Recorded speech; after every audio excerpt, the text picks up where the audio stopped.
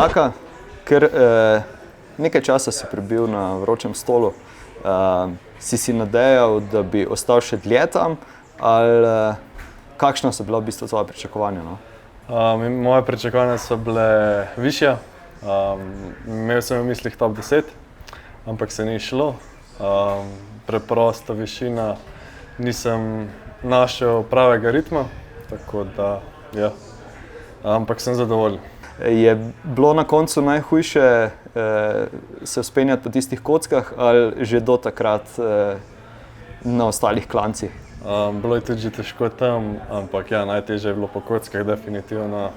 Ampak cilj imaš na kockah na koncu, tako da potem do cilja ni daleč, tako da najtežje so bile kocke.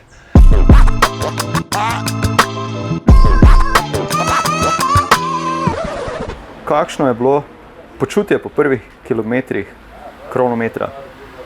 Zelo težka. Bila je zelo težka trasa.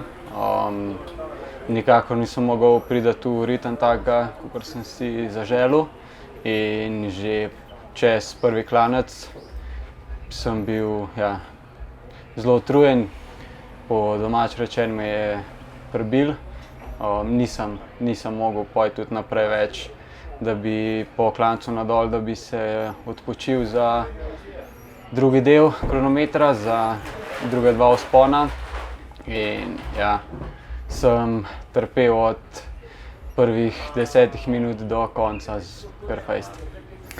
Torej, v bistvu bi lahko rekel, da to, kar ste se najbolj vsi bali, oziroma ne bali, razmišljali o zadnjem klancu po kockah, je bila v bistvu vse drugo samo uvertura še v to, ne? Ja, po pravici povedano, ko sem šel v predzadnji klanec pred kockami, sem samo razmišljal, kako bom prišel do vrha kock gor, ker tiste kocke sem že včeraj probal majčkeno pritisniti gor.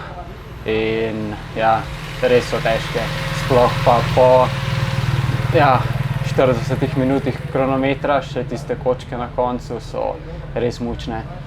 Kaj pa navijači ob cesti? Si jih kaj slišal sploh? Če po pravici povem, nisem slišal jih čisto nič, ker sem toliko trpel, da nisem slišal nič.